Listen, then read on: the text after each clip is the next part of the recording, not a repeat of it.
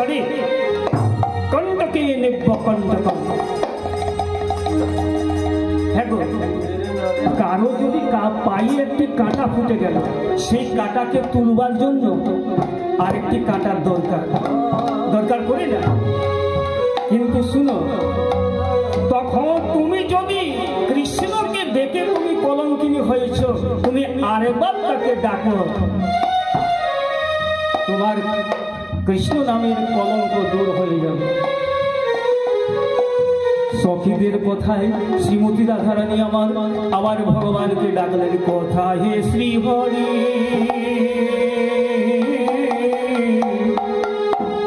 ভবের কান্ডারি ভাসি বুঝি আকুল তুফানে। আমার কথা যে শ্রী হরে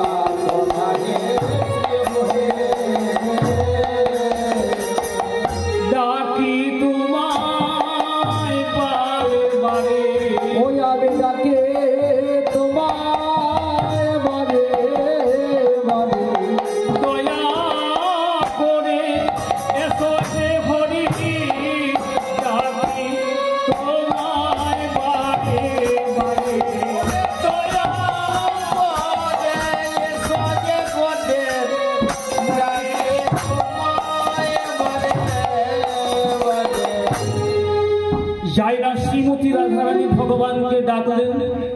দেখো, ভক্ত যদি ভগবানকে ডাকি আর কি ভগবান থাকতে পারে? ভগবান তাড়াতাড়ি করে চলে আসছে। মায়ের কোলে বসেছিল ভগবান, মায়ের কোলে বসেছিল। মায়ের কোলটি পরিত্যাগ করে ভগবান চলে এলো। ভগবান যখন চলে এলো, দেখছি সখীগণ একবারই নীরব। সখীগণ কিছুই কথা বলছে না। শ্রীমতী রাধারানী বসে আছে, বলছে, হ্যাঁ রে রায়, তোর কিছু হয়েছে নাকি? আমার কাছে খুলে বল না, কিছু হয়েছে তো? শ্রীমতী রাধারানী ভগবানের সঙ্গে কিছুই কথা করছে না। ললিতা সখীকে জিজ্ঞাসা করলো, হ্যাঁ রে শ্রীমতী রাধারানীর কি হয়েছে? শ্রীমতী রাধারানীর কি হয়েছে? ললিতা বলছে, ভগবান তুমি কি জানো না? তুমি তো অন্তর্যামী, অন্তরের কথা তুমি জানো। তুমি কি জানো না অন্তরে কি ব্যথা হয়েছে? রাধারানী বললেন, মাধব বন্ধু কি আরো বলি গোধরে, বন্ধু কি আরো বলে বদরে, বন্ধু কি আরো বলি গোধরে, বন্ধু কি আরো বলে বদরে, অল্প বয়সে প্রীতি করিয়া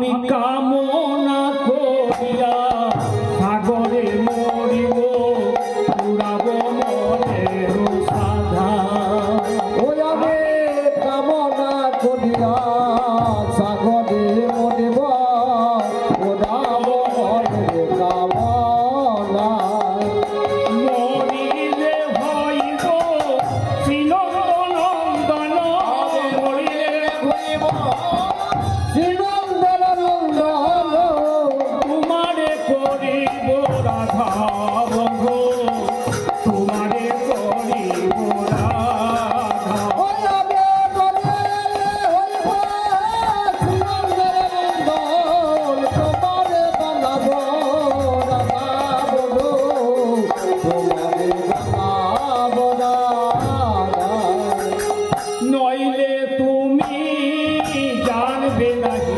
ওরে নইলে তোরে জানবে না রে নারীর বেদন জীব বেদন নইলে তুমি জানবে নাহি